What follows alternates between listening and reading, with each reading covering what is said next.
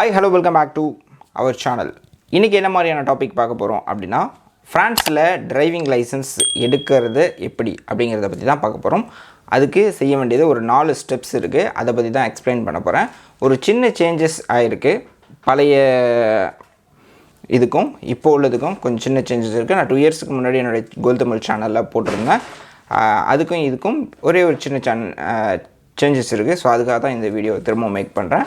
So steps என்ன அப்படிங்கிறத சொல்லிடுறேன். ஃபஸ்ட்டு 4 ஸ்டெப்பு, அந்த ஸ்டெப்பை சொல்லிவிட்டு அதுக்கப்புறம் அதை பற்றி எக்ஸ்பிளைன் பண்ணுறேன். முதல்ல ஃபர்ஸ்ட்டு நீங்கள் செய்ய வேண்டியது NEP ஹேஷ் நம்பர் எடுக்கணும். ஓகேவா, ரெஜிஸ்டர் பண்ணி ஃபஸ்ட்டு ஸ்டெப்பு.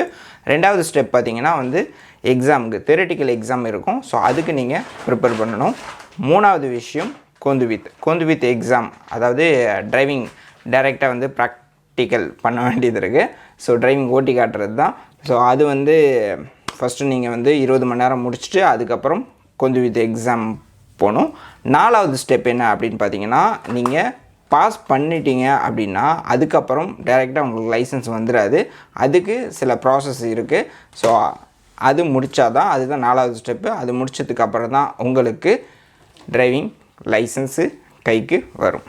அதை பற்றி தான் இந்த வீடியோவில் நம்ம பார்க்க போகிறோம். ஓகே, ஃபர்ஸ்ட் ஸ்டெப் அப்படின்னு பார்த்தீங்கன்னா NEP ஹேஷ் நம்பர் வாங்கணும். அதுக்கு முன்னாடி ஒரு விஷயம் சொல்லிடுறேன். என்னென்னு பார்த்தீங்கன்னா, நீங்கள் டிரைவிங் ஸ்கூலில், அதாவது ஓத்துவைக்குள்ளே போயிட்டு நீங்கள் பதிவு பண்ணுறீங்க அப்படின்னா, நான் இப்போ சொல்லக்கூடிய எல்லாருக்கும் அவங்க பார்த்துப்பாங்க. ஒரு சில அந்த லாஸ்ட் ப்ராசஸ் மட்டும் நீங்கள் பண்ணுற மாதிரி இருக்கும். மற்றபடி அவங்க எல்லாத்தையும் அவங்க ஒக்குப்பை பண்ணிப்பாங்க.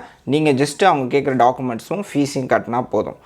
மற்றபடி நீங்கள் கோந்திதா லீபராக இருந்தீங்க அப்படின்னா இந்த ஸ்டெப்ஸ்லாம் நீங்களே தான் தனியாக பண்ணியாகணும்.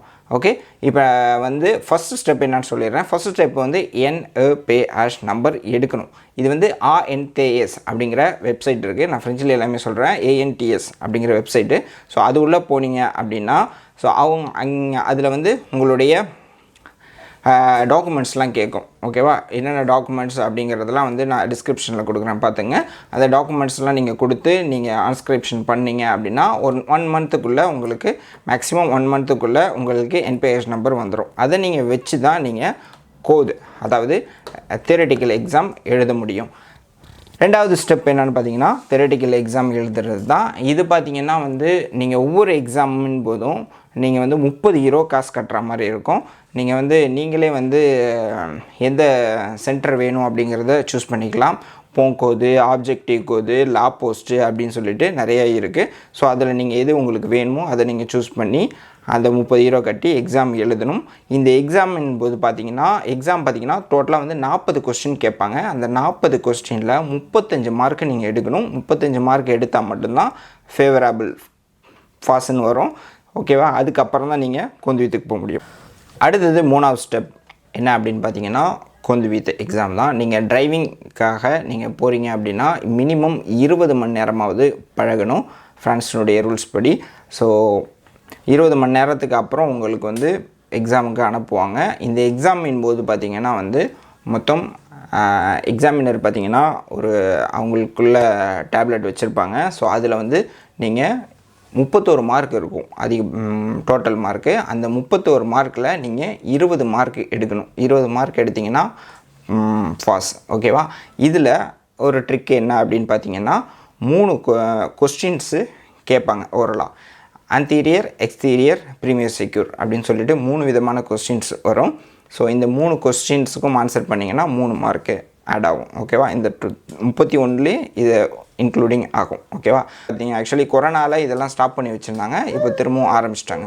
இந்த டிரைவிங் எக்ஸாமில் தான் ஒரு சின்ன சேஞ்சஸ் கொண்டு வந்திருக்காங்க. என்ன அப்படின்னு பார்த்தீங்கன்னா ராந்தேவு பர்மி அப்படின்னு சொல்லிட்டு ஒரு தனியாக சைட்டு க்ரியேட் பண்ணியிருக்காங்க. இந்த ராந்தேவு பர்மி அப்படிங்கிறது பார்த்திங்கன்னா, அதாவது பர்மித கொந்துவி .gov.fr அப்படின்ட்டு அடிச்சிங்கன்னா ஒரு சைட் ஓப்பன் ஆகும். ஸோ இதில் நீங்கள் போயிட்டு உங்களுடைய, அதாவது நீங்கள் ஒரு அக்கௌண்ட் க்ரியேட் பண்ணி ஆகணும். ஸோ உங்களுடைய NPS நம்பர் கொடுத்து எடுத்து நீங்கள் க்ரியேட் பண்ணி ஆகணும். இந்த அக்கௌண்ட் க்ரியேட் பண்ணிட்டீங்க ஆனால் அதில் பார்த்தீங்கன்னா உங்களுடைய ஃபுல் டீட்டெயில்ஸ் வந்துடும். நீங்கள் எத்தனை தடவை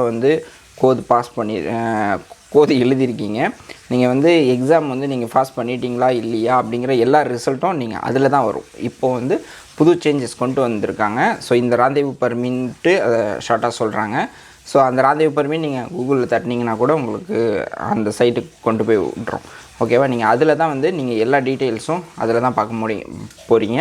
ஸோ அது மட்டும் இல்லாமல் நீங்கள் எக்ஸாம் எடுக்கிறதுக்கும் எக்ஸாம் டேட் வேணும் அப்படிங்கும்போதும் நீங்கள் அதில் தான் போயிட்டு நீங்கள் ராந்தேவு பர்மியில் தான் எடுக்கணும்.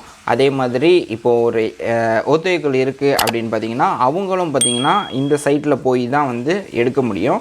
உங்களுக்கு எக்ஸாம் உங்களுடைய என்பிஎஸ் நம்பர் போட்டு அவங்க எடுத்து கொடுப்பாங்க. முன்னாடிலாம் பார்த்தீங்கன்னா ஒரு ஓத்தோய்க்களுக்குன்னு சொல்லிட்டு இத்தனை பிளாஸ் அப்படின்னு சொல்லிட்டு இத்தனை இடம் கொடுத்துருவாங்க. ஸோ அவங்க யார் வேணுமோ அவங்கள கேண்டிடேட்டை தூக்கி போட்டு அனுப்பி விட்ருவாங்க. ஆனால் இப்போது அப்படி எடுக்க முடியாதான். இப்போ வந்து பார்த்திங்கன்னா உங்களுடைய என்பிஎஸ் நம்பரை வச்சு உங்களுக்கு அப்பாயின்மெண்ட் எடுத்து உங்களை அனுப்ப முடியும். அப்படி தான் அனுப்ப முடியும். ஸோ கொண்டு வந்திருக்காங்க. ஸோ இதுதான் வந்து 3வது ஸ்டெப். 4வது ஸ்டெப் என்ன அப்படின்னு பார்த்தீங்கன்னா ஃபப்ரிகேஷன் த பர்மி. அது நீங்கள் வந்து எக்ஸாமில் பாஸ் பண்ணதும் வந்து உங்களுக்கு டைரெக்டாக வந்து லைசன்ஸ் வந்துடாது. அதுக்கு நீங்கள் வந்து ஒரு ப்ராசஸ் செய்ய வேண்டியது இருக்குது. ஸோ என்ன அப்படின்னு பார்த்தீங்கன்னா INTS வெப்சைட்டில் போயிட்டு ஃபப்ரிகேஷன் த பர்மி அப்படிங்கிற ஒரு விஷயம் செய்ய வேண்டியது இருக்குது. அதை பற்றி ஃபுல்லாக எக்ஸ்பிளைன் பண்ணி ஒரு வீடியோ வந்து என்னுடைய இன்னொரு சேனலான கோல் தமிழில் போட்டிருக்கேன். அதில் செக் பண்ணி பாருங்கள். ஃபுல் டீட்டெயில்ஸும் அதில் இருக்கும். ஓகேவா, அந்த விஷயந்தான் வந்து செய்ய வேண்டியது இருக்குது. demande ஃபப்ரிகேஷன் நீங்கள் செஞ்சு முடிச்சதுக்கப்புறம் என்னன்னா ஒரு 15 டேஸில் ஒரு 2 வீக்ஸில் என்ன பண்ணுவாங்க, உங்களுக்கு வந்து அதை வந்து வலிதே பண்ணுவாங்க. ஓகேவா, உங்களுடைய ஓகே அப்படின்னு சொல்லிட்டு உங்களுக்கு மெயில் இல்லைனா மெசேஜ் வரும்.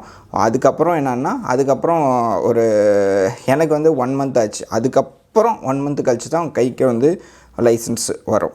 ஓகேவா, ஸோ இதுதான் வந்து ஃப்ரான்ஸில் லைசன்ஸ் எடுக்கிறதுக்கு இந்த ஸ்டெப்ஸ்லாம் வந்து செய்ய வேண்டியது இருக்குது. நீங்களே இதே வந்து நீங்கள் டிரைவிங் ஸ்கூலில் போனீங்க அப்படின்னா மேக்ஸிமம் அவங்களே எல்லா விஷயம் பார்த்துப்பாங்க. இந்த விஷயம் பார்த்திங்கன்னா demande பண்ணுறது சில ஒத்துழைப்புக்குள்ளே செஞ்சு கொடுப்பாங்கன்னு நினைக்கிறேன். மேக்ஸிமம் நான் கேள்விப்பட்ட வரைக்கும் அவங்களே தான் செஞ்சு எடுக்கிற மாதிரி கேள்விப்பட்டேன். ஸோ ஒவ்வொருத்தவங்க ஒவ்வொரு மாதிரி சொன்னாங்க. ஸோ அதனால் இதுதான் வந்து மெத்தட். ஸோ இதுதான் இப்படி தான் போய்கிட்டு இருக்குது ஃப்ரான்ஸில் டிரைவிங் லைசன்ஸ் எடுக்கிறதுக்கான விஷயம். ஸோ இதில் இன்னொரு விஷயம் நான் எக்ஸ்ட்ரா பாயிண்ட் ஒன்று சொல்கிறேன். என்னென்னு பார்த்தீங்கன்னா வந்து நீங்கள் வந்து கோதலார் எக்ஸாம் எழுதுனதுலேருந்து 5 வருஷம் வரைக்கும் தான் அது வேலிட். ஓகேவா, அதுக்குள்ளே நீங்கள் வந்து பர்மி வந்து எடுத்துடணும், லைசன்ஸு எடுத்துடணும். இல்லை அப்படின்னா அதோடைய வேலிடேட் 5 வருஷத்தில் முடிஞ்சிடும். அதுக்கப்புறம் நீங்கள் புதுசாக தான் வந்து கோதலார் எக்ஸாம் எழுதுகிற மாதிரி இருக்கும். அதே மாதிரி இன்னொரு விஷயமும் அதில் பார்த்தேன். பர்மி நீங்கள் வந்து பர்மி கொந்துவி வந்து நீங்கள் எக்ஸாமுக்கு வந்து 5 தடவை தான் மேக்ஸிமம் அட்டன் பண்ண முடியும் அப்படிங்கிற மாதிரியும் போட்டிருக்காங்க. ஸோ அதனால் மேக்ஸிமம் சீக்கிரமாக எவ்வளோ சீக்கிரமாக முடியுமோ அவ்வளோ சீக்கிரம் எடுத்துருங்க. ஓகேவா, நான் மெயினாக வந்து சொல்ல வேண்டியது என்ன அப்படின்னா நீங்கள் வந்து கிணத்துல குதிச்சிட்டிங்க அப்படின்னா நீச்சல் அடித்து அடுத்த கரைக்கு போயிடுங்க. ஓகேவா, ஏன்னா ஒரு தடவை விழுந்துட்டிங்கன்னா வந்துட்டு போயிட்டு இருந்தீங்கன்னா உங்களால் பாதியில் வந்துட்டிங்கன்னா ஆக்சுவலி அந்த கிணறை வந்து கிராஸ் பண்ண முடியாது. ஓகேவா, ஒரு தடவை கிணத்துல குதிச்சிட்டிங்கன்னா அடுத்த கரையை வந்து ஒரேடியாக கிராஸ் பண்ணிவிடுங்க. ஓகேவா, என்னத்துக்கு சொல்ல வரேன் அப்படின்னா நிறைய பேர் என்ன பண்ணுவாங்க, இறங்குவாங்க, எக்ஸாம் எழுதுவாங்க, அப்படியே விட்ருவாங்க. ஸோ அப்புறம் கொஞ்ச நாள் போவாங்க, 10 மணி நேரம் எடுப்பாங்க, அதுக்கப்புறம் விட்ருவாங்க. ஸோ அந்த மாதிரி வந்து நிறைய பேர் எனக்கு தெரிஞ்சு முடிக்காமே வச்சுட்டு இருக்காங்க. ஸோ அதனால தான் இறங்கிட்டிங்க அப்படின்னா அடித்து எக்ஸாம் வரைக்கும் போயிடுங்க. ஓகேவா, உங்களுக்கு கான்ஃபிடென்ஸ் இல்லை அப்படின்னாலும் அட்டன் பண்ணுங்கள். அதுக்கப்புறம் உங்களுக்கு இன்னொரு 5 மணி நேரம் 10 மணி நேரம் எக்ஸ்ட்ரா ஆட் பண்ண உங்களுக்கு இன்னும் ஒரு தெளிவு கிடச்சிரும். அடுத்த எக்ஸாமில் ஒரு தடவை விட்டிங்கனாலும் அடுத்த தடவை எடுத்துருவீங்க. சரிங்களா, ஸோ அதனால் இறங்கிட்டீங்க அப்படின்னா முடிச்சுட்டு வெளியில் வாங்க. ஓகேவா, இதான் நான் சொல்ல வேண்டிய விஷயம். ஓகே, இந்த வீடியோவை இறுதி வரை பார்த்தமைக்கு நன்றி. ஸோ இது யாருக்கெல்லாம் உபயோகமாக இருக்குமோ அவங்களுக்கு இந்த வீடியோவை ஷேர் பண்ணுங்கள். இந்த வீடியோ பார்த்துட்ருக்கீங்க நீங்கள் வந்து சப்ஸ்கிரைப் பண்ணாமல் பார்த்துட்டு இருந்தீங்க அப்படின்னா கண்டிப்பாக சப்ஸ்கிரைப் பண்ணுங்கள். மீண்டும் அடுத்த ஒரு வீடியோவில் சந்திக்கலாம். மெர்சி அவ்வா.